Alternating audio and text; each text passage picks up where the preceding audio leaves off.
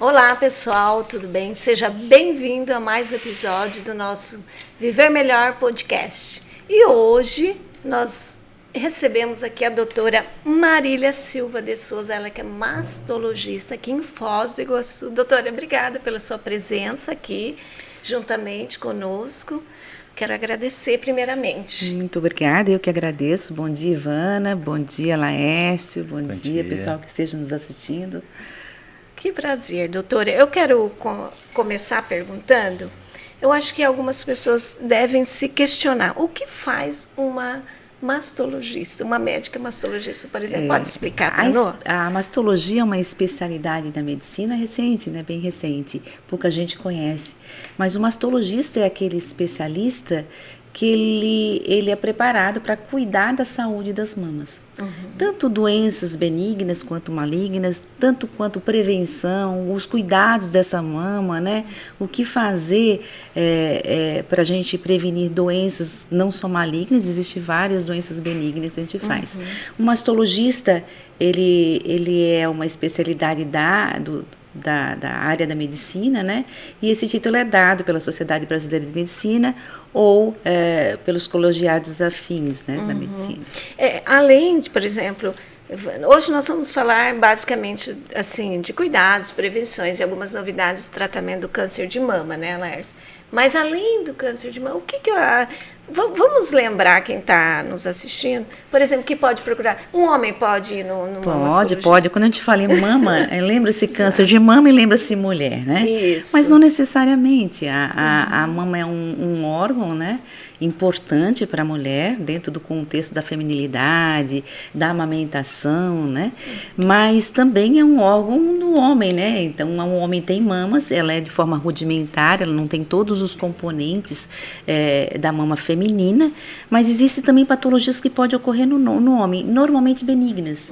É muito comum um homem na faixa dos 13 aos 17 anos ter um aumento da mama, chamado de ginecomastia. Também isso pode ocorrer de uma fase lá dos 40 aos 60 anos, né? E ter outras doenças também, né? Benignas na mulher, como os cistos mamários, as mastites, muito comum depois da amamentação, depois de uma gravidez, né? E também relacionada ao fumo fora da gravidez, cistos benignos, cistos complexos, mamas acessórias. Então tem uma série de coisas que pode ocorrer na mama aí, tá? E muitas coisas que às vezes confunde. Às vezes a anatomia de uma pessoa para outra ela modifica. Então às vezes é normal, mas a pessoa não sabe se é normal. Ela pode ter nascido com uma inversão do mamilo e aquela inversão ser natural dela, anatômica. Então é importante ela conhecer que existe a inversão patológica e existe aquela da própria anatomia. E no caso do homem, além da ginecomastia, essa doença que é benigna, temos aí o caso do câncer de mama no homem, que é raro. É um homem para cada 150 mulheres, tá? Então é raro, mas acontece sim, tá? Doutora, nesse caso do homem, por ser raro, quando acontece, tem alguma coisa a ver com a genética da família ou não? Às vezes sim, às vezes está relacionado, existem várias síndromes genéticas que ele pode estar incluso, tá? Então pode ser hereditário ou não, que a gente pode falar a respeito disso daí, né? Que muitas pessoas acham que o câncer de mama é somente hereditário. Não. Todo câncer é genético, tem que haver uma alteração no gene para haver essa multiplicação. Então, por exemplo, toda célula, ela nasce, se replica, multiplica e morre. E isso é coordenado dentro da célula. Por algum motivo, normalmente externo, ele faz esses genes que coordenam a multiplicação e a morte celular, eles começam a desordenar. E aí começa a crescer desordenadamente e forma essa alteração no tecido mamário. Que pode evoluir, cair na corrente sanguínea, se implantar em outros órgãos, né? Então pode crescer. Isso, a pessoa pode nascer com um gene mutado, que é a questão genética familiar, corresponde só a 5% dos casos. 95% dos casos, ela nasce com os cromossomas, os alelos dos cromossomas normais. E aí o fator externo, seja o fumo, obesidade, estresse, a questão do estilo de vida começa a atuar sobre a célula e faz com que haja esse desarranjo celular e promova aí o crescimento do câncer. Então ela faz uma mutação no gene e faz a segunda mutação. Por isso que o câncer normalmente acontece depois dos 40. Entendi. A pessoa que tem na família vários casos, normalmente de primeiro grau, mãe, irmã, filha com câncer de mama, normalmente ela já nasce com um gene mutado. Então basta só mais um para fazer câncer de mama. Então quem tem risco familiar, normalmente vai ter o câncer numa fase mais cedo da vida. Tá? Então por isso que acontece lá nos 30, nós temos paciente com 20 e até menos, são mais raros, mas acontece, e normalmente são mais graves, porque às vezes são um tipo de câncer mais agressivo. E a senhora vê, né, há quanto tempo a senhora trabalha nessa área? Eu sou formada há 32 anos, mais ou menos. E eu trabalho com medicina, com oncologia, desde a primeira fase de medicina. Eu era muito tupetuda, não tinha nem entrado na faculdade e eu já começava a olhar lá e circulava nos hospitais. Aí comecei circulando, instrumentando, passei para primeiro auxiliar, segundo auxiliar. Quando chegou na metade da faculdade, eu já sabia metade das coisas que eu queria e eu sempre me direcionei para a oncologia. E foi por acaso, uma amiga me convidou para acompanhar um médico que trabalhava nessa área e eu gostei, fui ficando. Quando terminei a faculdade, ele me chamou de novo para trabalhar com ele. Aí fui seguindo várias formações nessa área. Eu sempre gostei de tratar muito a mulher, né? Eu achava, não menosprezando o homem, mas o homem é meio chatinho para trabalhar. Porque às vezes você prescreve, não precisa, não vai, ou não vai ao médico, é medroso. Então eu tinha um certo preconceito naquela época. Depois eu comecei a tratar tanto homens quanto mulheres, sem problema. Hoje eu também tenho uma série de homens com que eu trato a mama. Mas assim, eu sempre queria ver a questão da mulher. Então eu fui para a área cirúrgica, vi a parte clínica e também tem uma parte da minha vida que eu trabalhei com genética molecular do câncer. Então eu comecei a olhar toda a área para entender melhor o que é essa patologia do câncer. E aí foi nesse sentido que eu fui trabalhando em relacionado a isso. Então sempre quis trabalhar em relação à prevenção e ao tratamento do câncer, né? Então tem um bom tempo. Então, o que eu me lembro, desde que eu entrei na faculdade, eu gosto de trabalhar nessa área, trabalho, e aí fui me direcionando, eu fui fazendo várias coisas, fiz cirurgia geral, fiz cirurgia do aparelho digestivo 3º ano, depois fiz ginecologia, obstetrícia, fiz mastologia e fiz oncologia mamária, eu fui afunilando para uma área mais especializada. E depois oncoplastia, que é uma subespecialidade na realidade, né? Então faz um bom tempo, né, que a gente está fazendo isso, mas muita coisa está se mudando, né? De um ano para o outro tudo muda, muitas drogas surgem, muitas cirurgias novas surgem, né? Modifica-se muita coisa no tratamento, as cirurgias hoje são menos agressivas, são mais conservadoras, né? Então tem muita coisa. Eu estou da época, é ruim falar isso porque mostra que a gente está muito velho, né? Mas assim, eu sou da época que na minha residência eu operei úlcera gástrica. Hoje em dia não se opera mais isso, omeprazol, outras drogas, bloqueadores, né, de bomba. Ainda bem então que você não opera mais. Então você tem que se atualizar porque o mundo vai mudando, as pessoas vão mudando, né? Então quando a gente fala câncer de mama, eu tenho que ver, eu estou falando de que mulher? Ou de que homem, né? Qual que é a idade? É uma jovem? É uma gestante? É uma menopausada, a mulher que já está na menopausa? É uma idosa? Ele se comporta de maneira diferente, ele não é o mesmo tumor. Na realidade, câncer é um conjunto de várias doenças, não é uma doença só. Tem vários tipos, subtipos. Hoje em dia a gente já descobriu várias coisas a nível genético, não se classifica mais como a gente classificava há 10 anos atrás. Hoje em dia já se classifica a nível genético. Mas primordialmente, eu não tenho que ver o câncer. Eu tenho que ver a pessoa com câncer de mama. E quem que é aquela pessoa? Quem que é aquela mulher? Qual que é a faixa etária? Qual que é a cultura daquela mulher? Quais que são os hábitos? Nós temos aqui, Foz do Iguaçu tem 72 etnias, se eu não me engano, né? Sim. Várias culturas, né? Então, cada um, e tem culturas aqui que a gente sabe que o fumo é muito importante nelas, né? Então o risco é maior. Então, por a gente sabe hoje em dia, o cigarro causa grande dano à saúde. Sim. O cigarro eletrônico, que hoje em dia é moda, triplica isso daí. Argile triplica isso aí. Olha. Então, nós temos umas coisas que culturais que dá danos imensos à saúde, né?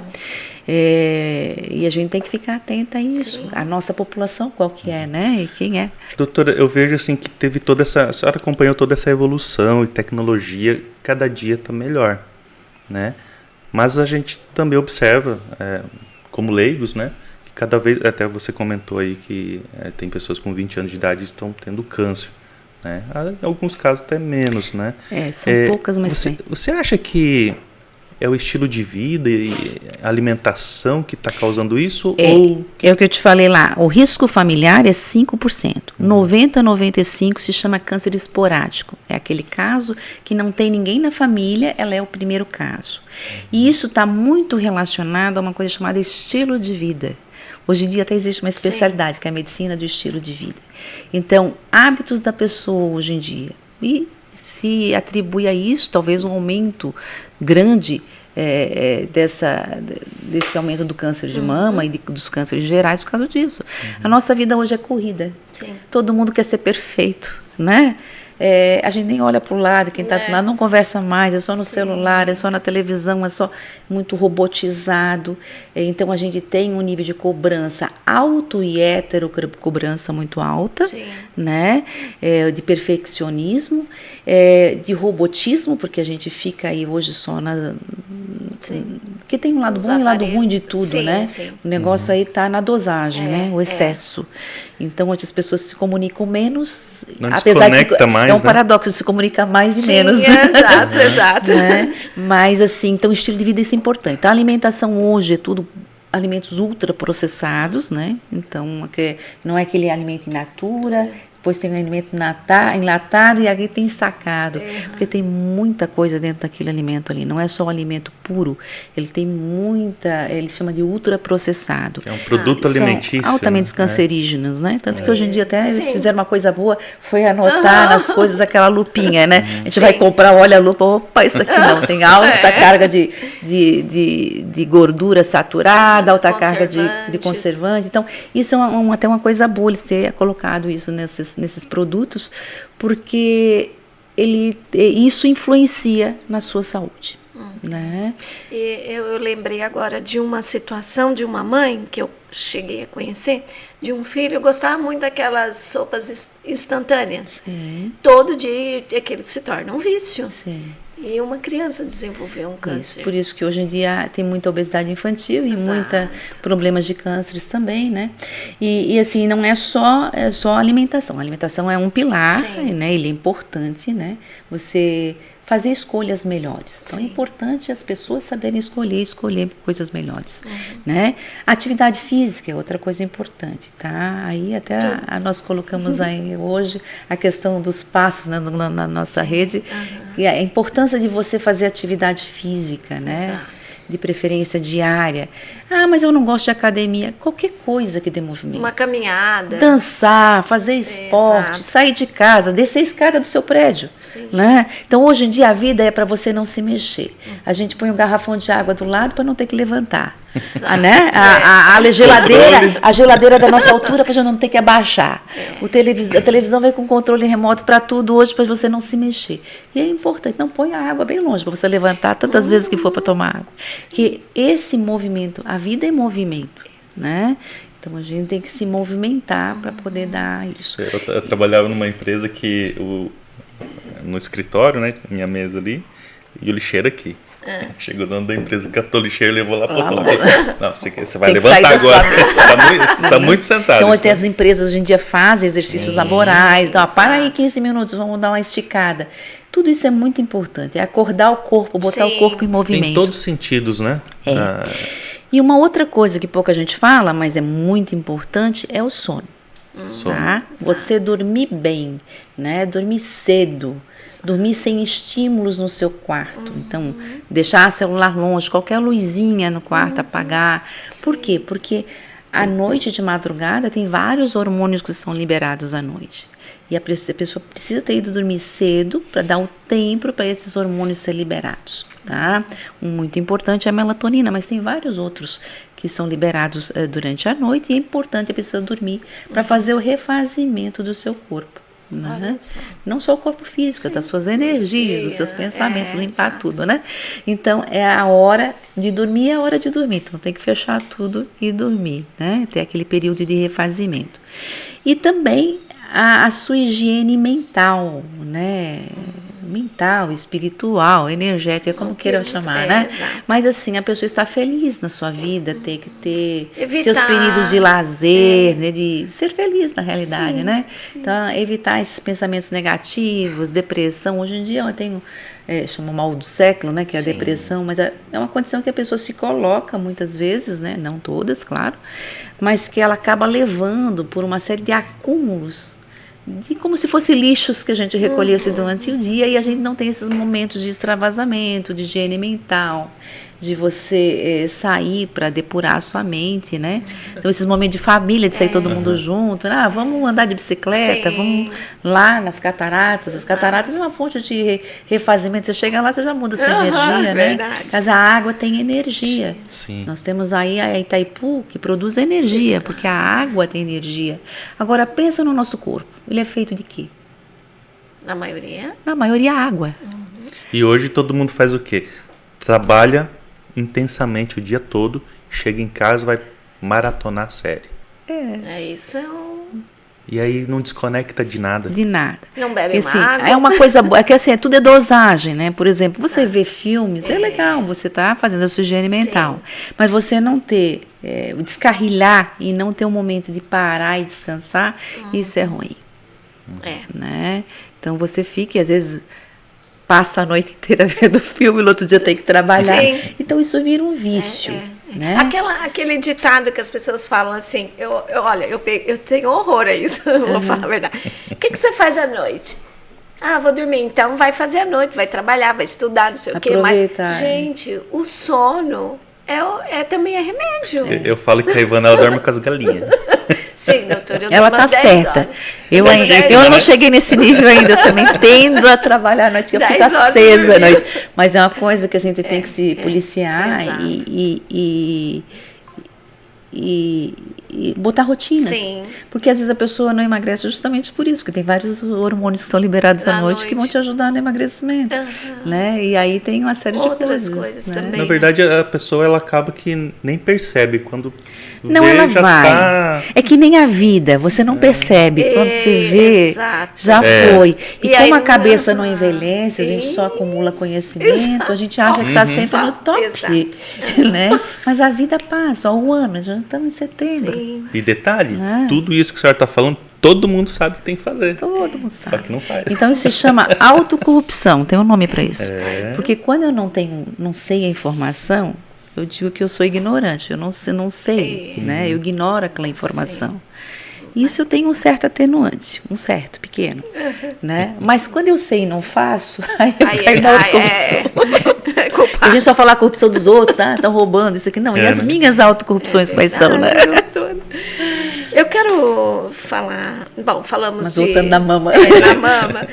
Falamos do cuidado com a cabeça, o emocional, alimentação, sono, beber água. Agora eu quero falar de um tema que eu acho que faz muito parte da vida das mulheres. Anticoncepcional, doutora, provoca o câncer de mama? Isso é uma controvérsia ainda, né? Ele é hormônio, e o hormônio ele mexe na mama. A mama tem uma parte de gordura e uma parte glandular, e esse hormônio vai mexer na mama, tanto que hoje em dia até as meninas adolescentes, elas descobriram que o anticoncepcional aumenta a mama, então muitas querem usar cedinho anticoncepcional para poder ter uma mama maior. Isso é um erro, que você está dando um estímulo maior para ela. Então, o anticoncepcional tem várias indicações para o uso dele. E hoje em dia, claro, o anticoncepcional está cada vez mais moderno também. A gente tem pílulas de ultra baixa dosagem. Existem trabalhos mostrando que há essa relação com o câncer de mama, inclusive na bula está escrito lá, pode induzir câncer de mama, tá? Mas ainda falta trabalhos ainda mais robustos que mostram a significância disso, né? O fator causal mais estreito. Mas existe sim essa correlação. Tá? A terapia de reposição hormonal feita na menopausa, ela já está mais comprovada, já tem trabalhos importantes que sim. Então, tudo tem questão de bom senso, a gente tem que ter bom senso na vida, né?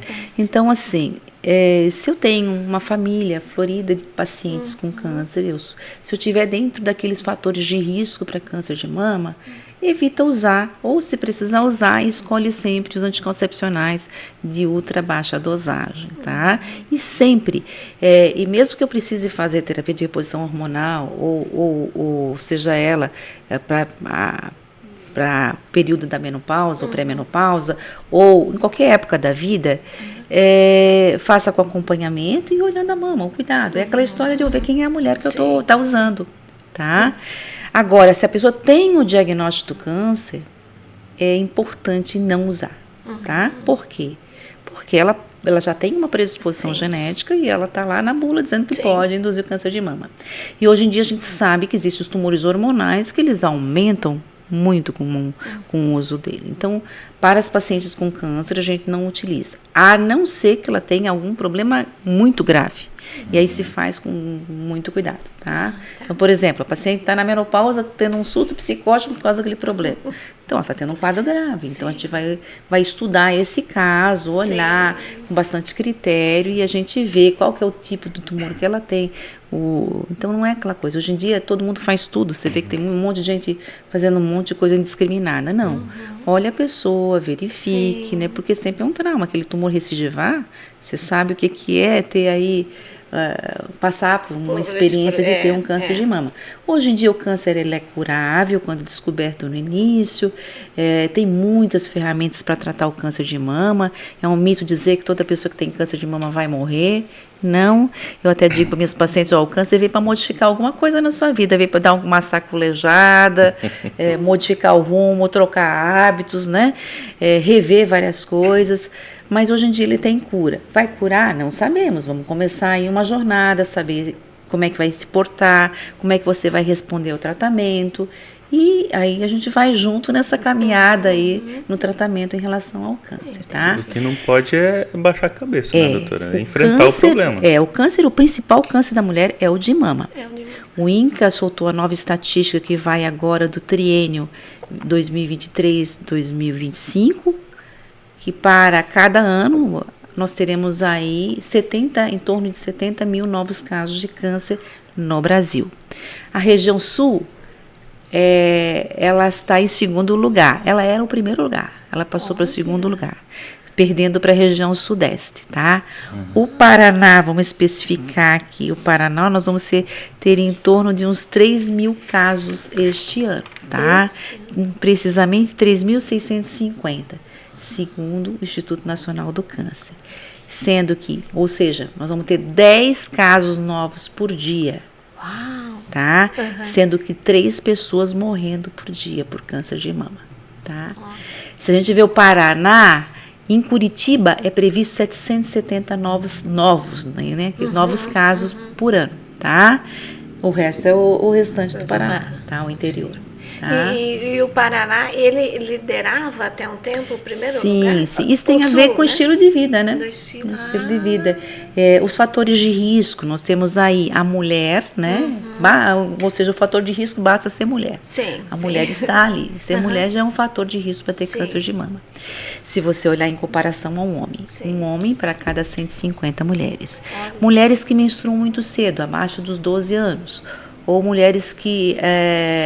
tem a menstruação, a parada da menstruação, a menopausa tardia, ela tem um risco um pouco aumentado. A tardia é o que? Isso.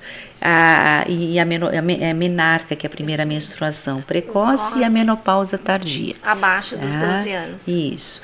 A mulher que não tem filhos, tá? Ela tem uma taxa de 30% a mais. Uau. Isso não quer dizer que é se estressar, eu também não tenho. Eu também tá? não tenho. É só cuidar com as mamas. Mas não é só ter filhos. Sim. Ela tem que ter filhos para estatisticamente até os 30. Então, hoje em dia, com as mulheres todas no mercado de trabalho, então entra aí, até os 30 teriam uma proteção ao câncer de mama, né, estatisticamente. Mulheres que têm aí familiares de primeiro grau, mãe ou irmã ou filha, tem um risco maior. Mulheres com mamas densas, que é aquela mama que tem mais efeito hormonal sobre ela.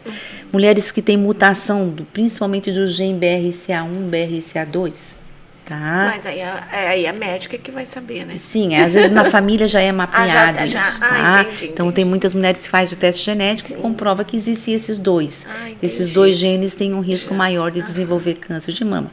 Mas por outro lado a gente tem várias coisas para fazer a profilaxia também. Mulheres que de uma linha de judeus chamada Askenazi, foi verificado que nessa população tem um maior risco. Ou aquelas que se submeteram a tratamentos ionizantes no tórax também tem, tá? Aí tem fumo, álcool, estilo de vida, né? São vários fatores. Ele vai aumentar, mas veja bem, eu tenho mulheres que não tem nada disso e tem câncer de mama, tá? E esses têm aumento isso. Doutora, uma grande dúvida, acho que das mulheres que eu vejo, fazer mamografia todo ano aumenta? Não aumenta o isso problema. Isso é coisa que eu já ouvi. Ela aumenta a detecção. Na realidade, nós vamos falar que tem uma série de fake news, ou seja, tem uma série de desserviços na internet que a gente faz um trabalho danado para as pessoas ir procurar o atendimento precoce, procurar o seu mastologista para poder fazer aí as prevenções, mas tem espíritos na internet, não vou dizer que isso, que fazem aí que querem views, um desserviço, né? Sim. Então inventa uma série de coisas, ou baseado em estudos de outros países, com outra população. Então, assim, a mamografia é uma radiografia que se faz na mama, num aparelho dedicado, em que há uma compressão da mama e há uma exposição ao raio-x, e essa exposição é cumulativa. Se ela tem raio-x que coloca na mama? Tem. Isso vai, mas aí a dose é muito ínfima. Ela é cumulativa, mas se você comparar o risco e o benefício, o risco é muito maior do que o benefício, do que o malefício, tá? Então, aliás, o benefício é maior do que o risco, tá? Então, a exposição, ela vai detectar muito precocemente. Mas não quero fazer mamografia, quero fazer ultrassom. Tem coisas que aparecem só na mamografia. Então, microcalcificações, que vai dar um tipo específico de câncer, ela só aparece na mamografia. Tá? Pode aparecer no ultrassom, ressonância, nem na ressonância aparece, tá? Tem que ser um aparelho muito bom, uma mama muito boa, o que detecta mesmo é a mamografia.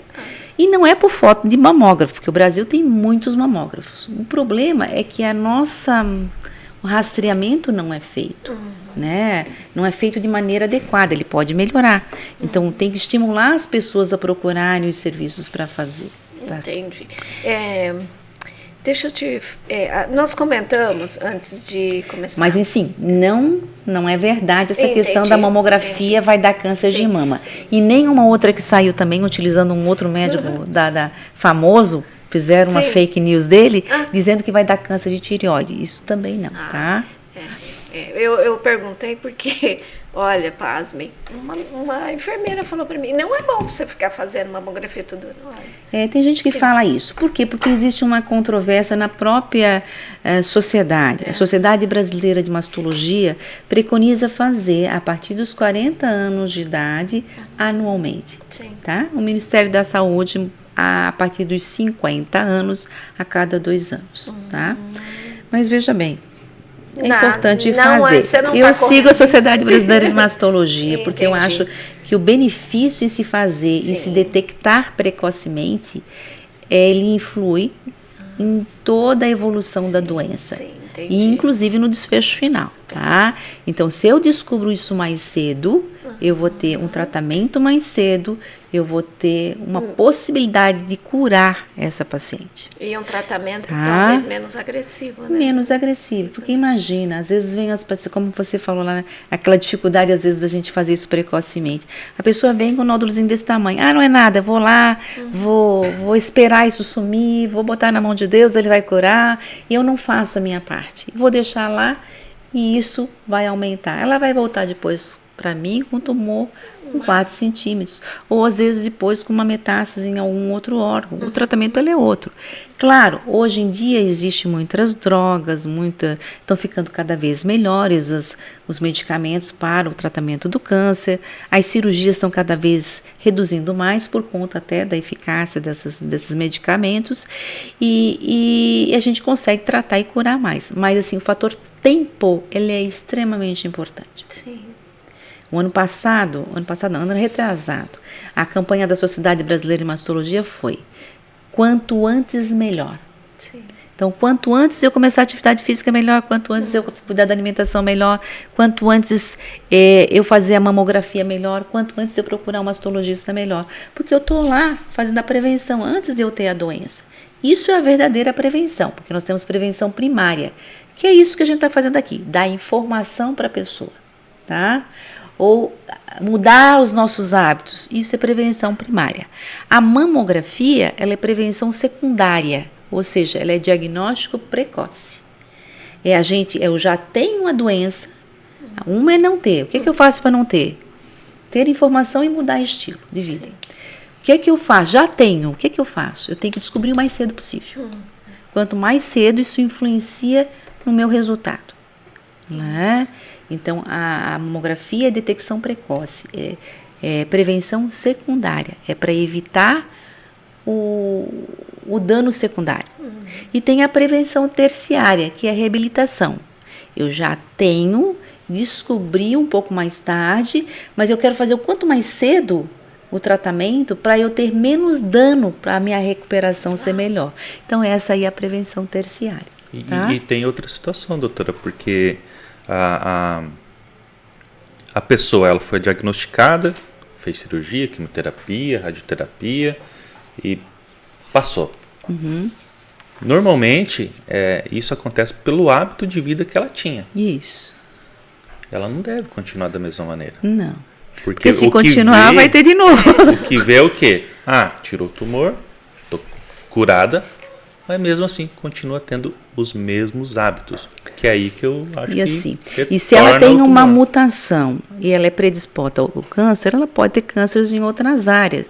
Ela tem a outra mama, a mama contralateral, né? A mesma mama, se ela não foi amputada, a mama contralateral, e pode ter predisposição a outros tipos de câncer.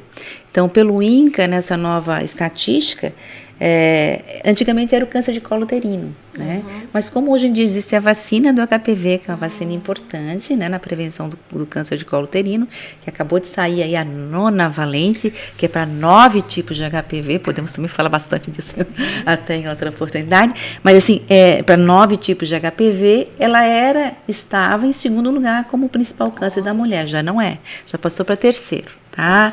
O segundo agora é o câncer de intestino. Tá? Então, e tem aí vários outros cânceres que têm a ver com os hábitos da pessoa. Eu até quero pedir pro nosso câmera puxar para mim aqui, por favor, que eu vou dar uma de Datena agora. Não vou falar igual ele, mas olha só, isso que a senhora falou que é importantíssimo e hoje nós estamos com uma especialista sobre a vacina para a mulher. Porque as pessoas hoje não querem mais se vacinar. Tem não querem. Então, assim, um movimento aí que meio que coloca em dúvida, né? Então assim, essa vacina HPV? Vacina HPV. Vacina de HPV que o adolescente tem que fazer. Isso. Na rede pública, tá até sobrando essa vacina, tá? É vacinado meninas e meninos, né? Na faixa dos 9 aos 11, se eu não me engano, né? E é feito na rede pública e na rede privada também tem para qualquer idade, pode ser feito em homens e em mulheres, porque nós estamos expostos ao vírus, e né? Tem que ser feito. O ideal é fazer, se você quer não ter câncer de colo uterino, né? Então você faz a vacina, porque hoje em dia os hábitos mudaram. Então veja bem, o vírus HPV, ele passa na relação, claro, passa pelo toque, né, em vários lugares. Mas assim, hoje em dia o hábito das pessoas mudaram. Né? Antigamente você casava e ficava com a pessoa a vida inteira e às vezes só tinha aquela exposição, né? Não era sempre assim, mas assim, normalmente. Hoje em dia você casa, separa, casa de novo, então você tem vida sexual ativa até muito mais tempo, e mudou esse hábito. Sim. Então a exposição ao vírus também modificou né? Então é importante cuidar e os principais vírus estão contemplados nessa nova vacina. Agora, é claro, ela é uma vacina bem experimentada, bem documentada, teve um tempo de experimento dela, é uma vacina segura, né? Agora, claro, como tudo, né, tem sempre os efeitos colaterais de qualquer coisa, Mas vai fazer mais bem do que mal, né? É sim. Tudo na vida é risco-benefício. Você tem que ponderar isso. Tá? Doutora, eu queria ver com a senhora, assim, ó, a mulher, quando ela, poxa vida, ela fez os exames, né, fez o toque, tá aquela ansiedade, né, porque, poxa, é um baque para a pessoa, né, eu sei o que é isso, né, e, assim, por que eu sei? Né, porque a minha esposa foi diagnosticada, né, e a senhora que cuidou da gente, né, eu costumo dizer, Ivana, que a doutora Marília adotou a gente, né? Como se fosse... Até hoje, né? Já faz quanto tempo? Sim. Ele sempre, eu tenho que mencionar, ele menciona a doutora, você acha que quase todos os podcasts. Porque assim, tem um carinho mexeu com a nossa vida, porque assim, a pessoa tá lá. Quando você fala câncer, o que vem na primeira coisa que vem na cabeça? Morte. E tudo que a gente já conversou até agora, a gente vê que isso, não vou dizer que não existe mais, mas melhorou muito. Então hoje há um tratamento, principalmente no começo, né? E vendo tudo isso aí, onde a senhora vê que é o maior erro dessas mulheres que, quando são diagnosticadas, aí tem ansiedade, aí tem família, aí no nosso caso, a gente foi, um dia, eu costumo dizer assim, um dia nós recebemos notícia de morte, foi diagnosticado do câncer. Aí a senhora, né, deu uma relação de exames, vamos preparar para a cirurgia, vamos resolver o problema. Fizemos todos os exames, grávida. Dei uma notícia boa e outra ruim quase que junto, né? Um dia notícia de morte, outro dia notícia de vida. E isso foi um fator até bom, nos deixou num dilema muito grande na época, né? Mas Sim. Você vê, ela é um caso muito feliz, né? Uma paciente jovem que tende a ter um tumor muito agressivo, né? É grande, né? O tumor Sim. dela. E assim, umas perspectivas até ruins, mas veja bem, não podemos pensar nisso. A gente vai pensar nisso na hora que aparecer o problema. A gente tem que ser realista, usando os fatos estatísticos, mas veja bem, a cabeça da pessoa é importante trabalhar com ela. Né? E no caso dela era até mais difícil ainda porque tinha um nenenzinho junto ali, e foi um dilema para todos nós. Sim. Mas assim, primeira coisa é fortalecer a pessoa, porque assim, a gente não sabe se vai curar, não sabemos. Ninguém sabe quando é que vai morrer. A gente sabe que a vida ela é finita. Nós temos um prazo aqui, mas ninguém sabe a hora de morrer. Eu posso sair daqui e morrer, pode cair um negócio aqui, matar Ninguém todo mundo. quer morrer. Mas veja bem, se eu viver pensando nisso, eu não vivo. Exato. Porque a angústia da gente sofrer, e o que vai vir depois, então tudo isso daí é inerente a todo mundo. Então, a mesma coisa é tirar essa sombra da cabeça da pessoa, sem deixar de ser realista. Veja bem, nós estamos na frente de um tumor que é grave, pode ser fatal, mas veja bem, nós temos esse caminho que é positivo, pode dar certo aqui, lá, então a gente vai buscar os pensamentos melhores para jogar energia naquele negócio para dar certo. E é o que dá normalmente. Eu nunca entro num tratamento ou numa cirurgia achando que vai dar errado, porque eu estou remando contra. Eu sei que tantos por cento pode dar. Eu nem gosto muito de estatística, porque veja bem, se eu falar para você, Exato. olha, você tem um tumor e a sua chance de sobrevida é 2%, vamos supor, das piores das hipóteses. Sim. Primeiro você vai ficar doida, Aham. vai achar que vai morrer hoje, Sim. né? Segundo, eu não sei a sua vida. Se você for 2 em 100, se você for uma dessas duas, para você é 100%. E eu tô matando, quando na hora que eu dou essa notícia desse jeito para você, esses 2%, eu tô tirando fora. Sim. Então, veja bem, não, eu quero que você esteja dentro dos 2%. Por isso que eu não mexo muito com estatística. Eu sei, eu falo, mas eu não fortaleço isso para não mexer na cabeça da pessoa, para que ela fique negativa. Porque aquela energia negativa, ela pesa negativamente no tratamento. Tá? E isso eu complemento porque ela falou assim: meus filhos, não se preocupem, a medicina está super avançada, a medicação, a doutora Ive, ó, A doutora Iva fala que o Gustavinho é filho dela também, a senhora também. Aí eu falava assim, não, a medicação vai ser estudada, não se preocupe. E ela tinha razão, né? Porque ela precisa dessa energia nesse primeiro momento. Mas veja bem, não estou mentindo para ela. Eu falei, olha, é grave, pode matar, tem tantos %, né? A gente pode falar tudo isso daí. A gente não sabe se a criança vai vir com problema ou não, mas nós vamos fazer de tudo para que isso aconteça. O caminho é esse e a gente vai testando. Se complicar aqui, se abrir um ponto, se houver isso, a gente vai tratando à medida que houver a complicação. Claro que a gente fala antes o que pode acontecer de errado, né? Mas assim, você não precisa carregar nas tintas nem para um lado nem para o outro. Exato. Né? Teve que me salvar um dia lá também, que eu... Lembra? Não lembro.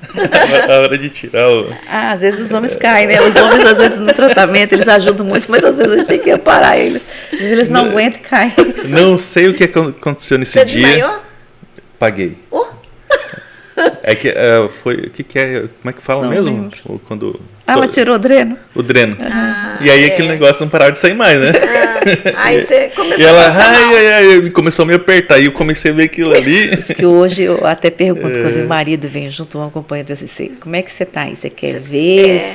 Você é muito impressionado? Você não é? Porque tem coisas que não dá pra gente falar. Tem que Foi a primeira vez que eu desmaiei, sabia? Eu acho que era impressionado, juntou né? tudo. Normalmente, quando eu vejo que é impressionado, a gente deixa de fora, né? Mas às vezes a pessoa quer ver, né? Então ela quer ter experiência, o que eu posso Eu só fazer? lembro que eu encostei na porta assim, fiquei assim, né? Aí a doutora Marília, fala comigo, Léo. Ela me sentou e fazia assim na minha cabeça, fala comigo. Pra ver se eu voltava, né?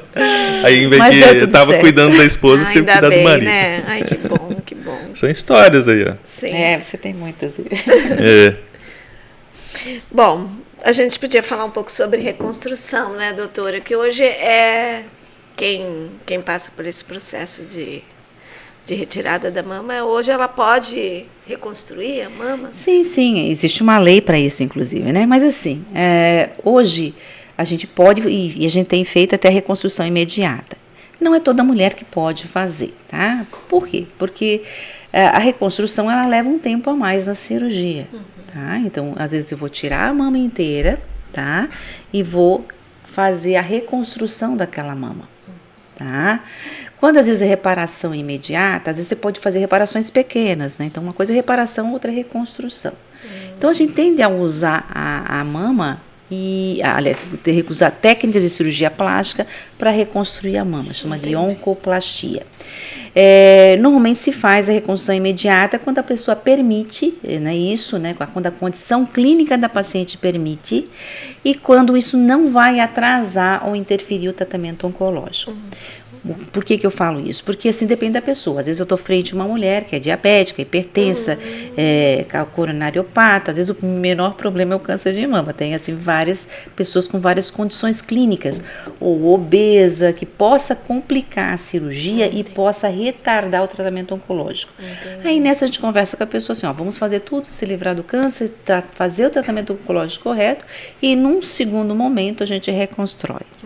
Ou se a pessoa tiver toda no momento bem, a gente faz no momento imediato, tá? A reconstrução quando não tem mama. Quando ela tem um nódulo pequeno, a gente pode aliar técnicas de cirurgia plástica, fazendo mamoplastia. Então, aquela história, né? Dos limões, a gente faz uma limonada. O paciente tem a mama muito caída, muito feia, tem um nódulozinho, então a gente já ajeita as duas, deixa bonitinha e fica melhor do que estava. Então, isso é a possibilidade que existe de fazer hoje, usando oncoplastia, que a gente chama, tá? Então, a gente faz isso quando a condição dela do tumor é uma condição boa, que a paciente clinicamente esteja bem, porque às vezes uma cirurgia que é mais rápida, de 1 hora, pode levar 2, 4 ou 6 horas, dependendo do tipo de reconstrução. A reconstrução pode ser feita utilizando próteses, tá? Próteses normais, de silicone, ou prótese expansora, a paciente está reta, então a pele não tem elasticidade, então a gente tem que colocar uma prótese expansora para ir expandindo, depois a gente tira aquela e põe a definitiva. Ou ela pode usar o próprio tecido do seu corpo, utilizando retalhos, ou das costas, do grande dorsal ou do músculo da barriga na mama. Então tem vários retalhos que a gente pode fazer de vários lugares para cobrir aquela falha. Lembramos que sempre é uma cirurgia reparadora, reconstrutora. Não vai querer ficar que nem uma mulher que nunca teve nenhuma cicatriz na mama. Mas claro, a gente tenta fazer isso da forma mais estética possível, tá? E como que é o pós-operatório dessa paciente? Quanto tempo mais ou menos leva, assim? Da cirurgia normal, depende da cirurgia, depende da paciente. Mas se uma paciente normal que não tem comorbidades nenhuma, normalmente ela opera, ou mesmo aquelas que não tem problema de UTI, essas coisas, opera uma tarde, vai embora no outro dia de manhã, ou opera de manhã. Ontem eu operei a paciente, já dei alta hoje de manhã. Tá? Hoje à tarde eu vou operar uma, vou dar alta amanhã. Então, normalmente, a gente deixa o menor espaço de tempo possível no hospital. Quando é uma cirurgia maior, de mais vulto, que eu vou ter que mexer, às vezes, com o retalho da barriga, na mama, vários lugares, a paciente tem um pouco mais de dor, aí a gente deixa mais 1 ou 2 dias, mas tenta ficar o período de internação 1 a 2 dias no máximo, e ela recupera em 7 dias, tira os drenos, os pontos, né? E até 15 dias ela está liberada para iniciar o outro tratamento que possível. Então a gente pode fazer a cirurgia primeiro e faz radioterapia, quimioterapia, hormonioterapia, terapia genética, tudo a posterior. Ou quando o tumor é muito grande ou o tumor é geneticamente mais agressivo, a gente pode utilizar a medicação antes da cirurgia. Isso é chamado de tratamento neoadjuvante, fazer os remédios antes da cirurgia. Tá? E aí a gente regride esse tumor e faz uma cirurgia mais conservadora. Tá? Hoje em dia a gente pode fazer cada vez mais cirurgias conservando a mama, tá? E aí, qual que é a diferença? A radioterapia ela vai trabalhar para que não haja recidiva no local. E o quimioterapia, imunoterapia, para que não haja recidiva no restante do corpo, tá? Entendi. Agora que a senhora falou sobre o hormônio e também genética, 2 coisas que eu queria saber. A pessoa que teve o câncer, a mãe, por exemplo, ela pode fazer um exame genético para saber se os filhos também... Sim, tem vários testes genéticos para ver várias coisas hoje em dia. Então, e aí, sobre o hormônio, por exemplo, quem teve um câncer hormonal, como que é na menopausa? Como que é esse tratamento? Porque aí não pode ter hormônio, mas o que faz daí? A gente utiliza as coisas mais naturais possíveis, tá? Há casos que a gente tem que repor com muito cuidado, mas assim, utiliza os fito-hormônios ou coisas até mais naturais ainda para evitar a estimulação. A pessoa teve um tumor hormonal, aquele tumor hormonal pode voltar se você utilizar o hormônio, tá? É um dilema. Cada caso é um caso, na verdade, né, doutora? Porque... né? E assim, doutora, eu queria... individualizar isso, né? Isso. Agora, tem vários testes genéticos, sim. A gente faz teste genético quando você tem o tumor, a gente já faz a avaliação daquilo ali para saber geneticamente qual que é o tipo dele. Se são tumores hormonais, eles têm prognósticos melhores, são tumores que respondem melhores. Tumores mais negativos, triplo negativo que a gente chama, são tumores mais agressivos. No entanto, são os que melhor respondem à quimioterapia, tá? Então, nem tudo é ruim, né? Tem coisas boas. Tem tumor que são super expressos, que reexpressa a proteína HER2. A gente tem medicação muito boa para ser utilizada. Isso que até o SUS a gente consegue fazer nele, né? E então, tem esses testes para verificar isso. Tem teste naquela família, por exemplo, que está cheia de pessoas com câncer de mama, ou a pessoa teve câncer de mama, a gente vai estudar aquela pessoa para ver qual que é o gene que ela tem mutado. O interessante sempre é testar na pessoa que foi afetada com câncer. E aí a gente vai nas outras pessoas e verifica. Então, por exemplo, na sua esposa que teve câncer, é indicado ela fazer o teste genético, tem um painel para câncer de mama e ovário, né, para verificar qual foi a mutação dela. Se ela tiver, a gente pode testar os filhos, tá? A gente fez se a gente não tem a pessoa, por uma pessoa já faleceu, não tem aquela pessoa, aí você testa na pessoa, no restante da família. Então, esse é um teste genético que a gente vai verificar se ela tem aí a predisposição genética para câncer de mama e ovário junto, geralmente, normalmente.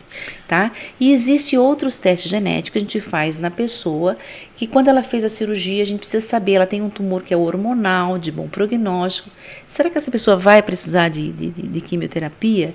Então, aí avaliar se o melhor para ela é quimio ou hormônio. Existe um teste que a gente faz, que é o Oncotype DX, o Mama Print, tem vários. E isso é tudo durante o tratamento que já é feito. Isso, durante o tratamento, aí a gente faz dessas pessoas para ver o score, o índice que ela tem de possibilidade de recidivar. E aí a gente faz a escolha. Então, hoje em dia a genética, ela é muito importante, esses estudos genéticos são muito importantes. Nem sempre estão disponíveis para todo mundo, mas isso é uma luta aí que o pessoal está fazendo lá no Ministério da Saúde, junto às isso novas leis, muito, né, para a gente poder testar isso daí. Sim. Tá? Doutora, a gente, né, é um baque na vida da pessoa, tudo, né, que a gente vem acompanhando. E assim, além da pessoa ter o apoio da família, também precisa de outros apoios. O Estado, ele consegue dar esse apoio com psicólogos? O que a senhora dá, poderia... dependendo do estado. Assim, a rede SUS ela é complexa e às vezes ela tem lugares que se portam diferente dos outros. Por exemplo, a questão do teste genético, tem material genético laboratório no Brasil inteiro, mas são poucos estados que conseguem fazer para a população e via SUS praticamente é bem difícil, né? A parte de psicólogo também, às vezes a gente consegue dar para a família inteira. Aqui a gente tem a parte da psicologia, porque ela é uma rede multidisciplinar, né? Então a gente tem aí o psicólogo, o nutricionista, né? O fisioterapeuta, todo mundo trabalhando junto. Então tem essa rede sim, e tem as redes de apoio que também dão o apoio para as pessoas que estão carentes, né? Então a gente tem aí várias instituições filantrópicas que trabalham junto para que o pessoal que vem de fora dá todo o aporte, o acolhimento e a condição para que essa pessoa tenha esse suporte. E doutora, eu queria que a senhora falasse um pouquinho, né, Ivana, para um pouquinho a diferença do cirurgião plástico, né, e o oncoplastia.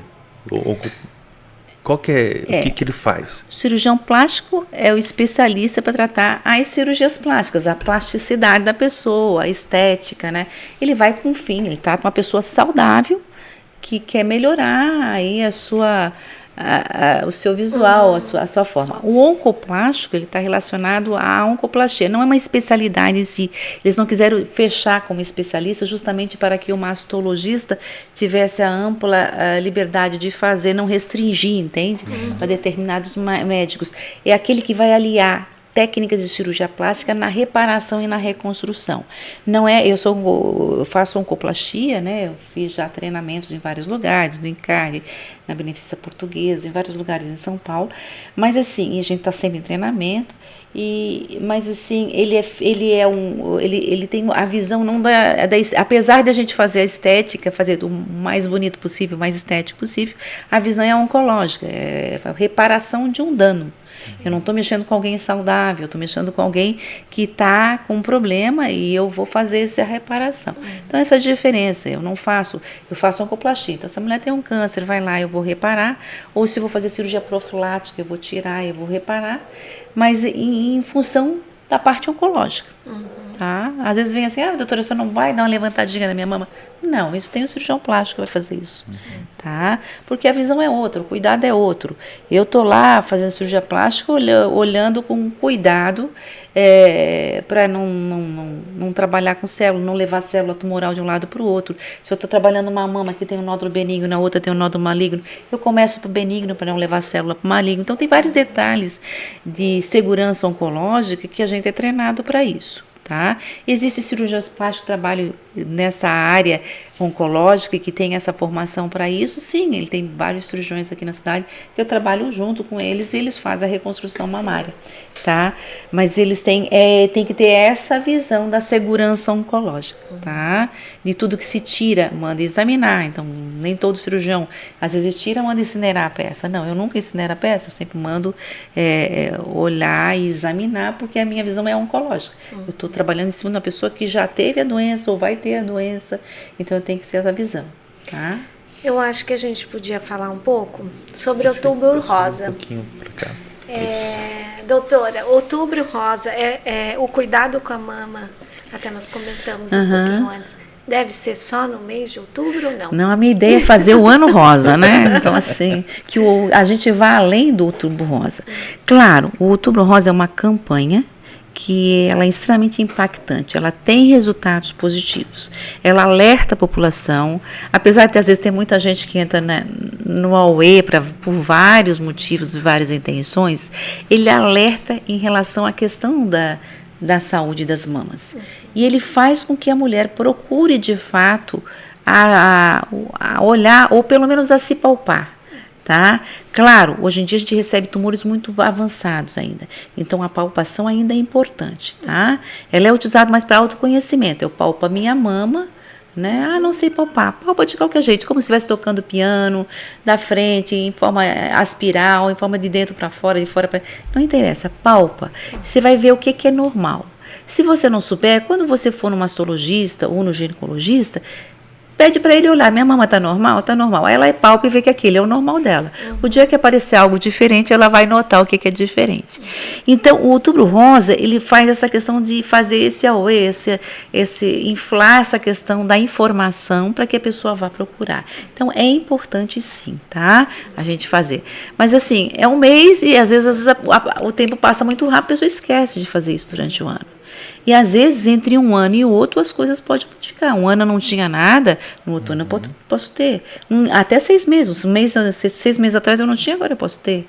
Então, é importante a pessoa fazer isso durante o ano inteiro, né? Sim. A minha sugestão é que a pessoa faça no mês do seu aniversário. Sim. Ela procure os seus médicos, vai no cardiologista, vai no mastologista, ginecologista, vai em todos os médicos fazer o seu check-up. Meu ano de nascimento é o ano que eu me renovo. Sim. Né? Porque é um ano marcante. Sim. A data do seu aniversário é o dia que você está mais feliz. Então, você está naquele mês mais proativo. Vou fazer uma revisão da minha vida. Então, já faz uma revisão da sua saúde. Sim. Isso não sobrecarregaria o sistema de saúde, né? E a pessoa manteria aquela rotina, aquele hábito de fazer o seu autocuidado, tá? Acho isso importante. Porque não é só quando tem Outubro Rosa, né? Porque fica... Lógico, a gente não está desmerecendo a campanha, não é isso? Não, ela é importante. É importantíssimo. Só que às vezes a pessoa vai só porque ficou na cabeça lá, batendo, sendo que todo mês... E aí não muda hábito, não verifica, exatamente. Né? Porque assim, a mamografia ela detecta precocemente, tá? O meu dedo, a minha mão, ela detecta nódulo quando já está com 1,5 centímetros mais ou menos, tá? Mas eu já pego tumor de 3, de 4, de 7, de 10, né? Então, isso é bem palpável. Eu não lembro qual que era a medida, mas era assim. Uns 3, 4 centímetros. Aí fez a pulsão, no outro dia já estava... cheio de novo. Doutora, assim, a senhora gostaria de complementar alguma coisa que não foi perguntado? Puxa a orelha. Dá uma ênfase. Eu acho importante a questão do tempo. Então, essa questão de você ter esse hábito na sua vida, de você mudar as coisas que estão erradas, então, normalmente... a gente já sabe o que tem que fazer, né? Então, a questão da autocorrupção. Então, já sabe, então, nós vamos implantar isso na nossa vida. É difícil. Comece por uma coisa de cada vez. Então, primeiro eu vou cuidar da minha comidinha, vamos fazer escolhas melhores. Né? No outro mês, começa a ver, agora eu estou muito parada, vamos se mexer. Arruma o sono. Então, vai coisa por coisa, mas não deixa para amanhã. Exato. O tempo, ele é importante em qualquer doença. Se você tiver resfriado e começar a tomar os seus chazinhos, vitaminas, alguma coisa no comecinho, você tem um período menor, você não sofre tanto, né? Então, em medicina, como qualquer doença, quando está a visão sobre a doença, o tempo é importante. Quanto mais cedo você fizer as coisas, melhor. Tá? Então, quanto mais cedo você procurar o seu educador físico, a sua nutricionista, mastologista, quanto mais cedo você modificar os seus hábitos de saúde, né, de fazer o autocuidado, melhor. Ótimo. Tá? Não esqueça disso. E todos, né? Todo mundo tem que fazer isso aí. E é importante os pais orientarem os filhos, começar desde pequenininho já. Ao invés de dar já os chipzinhos para ele, já começa com hábitos alimentares desde pequeno, fazendo atividade física, né? Doutora, eu quero fazer um convite para a senhora. Hoje vai começar a Oda ao Vinho. Então aqui, falando para quem está nos assistindo, né? Hoje começa a Oda ao Vinho em Puerto Iguaçu, né? Imperdível. É imperdível, começa às 15 horas, vai até às 20 horas. Começa hoje e vai até amanhã, com mais de 500 rótulos, né, Ivana? Exatamente. Mais de 100 bodegas, adegas, né? Sim, você vai entrar no mundo, como diz a Lilian, né? Você entra no mundo do vinho e não volta mais, né? Lembra que ela falou? Quem entra no mundo do vinho não tem retorno. Isso. Um pouquinho, pode, né, doutora? Com moderação, né? Assim, na realidade, assim, a uva, ela tem resveratrol que protege a mama. Olha só. Mas o álcool não, então assim, tem que ter moderação. Moderação, né? Um pouquinho. Bom. E além de convidar vocês para ir na feira do vinho, né? Hoje e amanhã, mas também tem a Oda Vinoteca, né, que está lá todos os dias para você. São 3 lojas, sim, 2 em Porto Iguaçu, e nós temos também a Oda Duty Free, que ali na Avenida das Cataratas você pode estar lá escolhendo os melhores vinhos argentinos, tá? E estendo o convite para todos, se inscrevam no nosso canal, compartilha com todo mundo.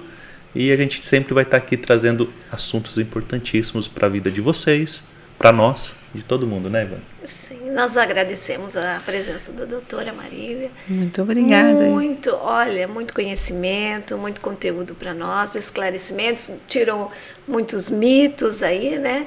Cada participante sempre vem contribuindo com algo muito precioso para nós, que é o conhecimento, né, doutor? Nós agradecemos. Muito obrigada, Ilaércio, Ivana, muito obrigada pelo convite, foi um prazer enorme estar aqui, né? E estou disponível sempre que vocês precisarem, tá? Então, tá bom. Obrigada a todos vocês, né? E não esqueçam, né? Quanto mais cedo, melhor, tá? Um grande abraço. Tchau, gente.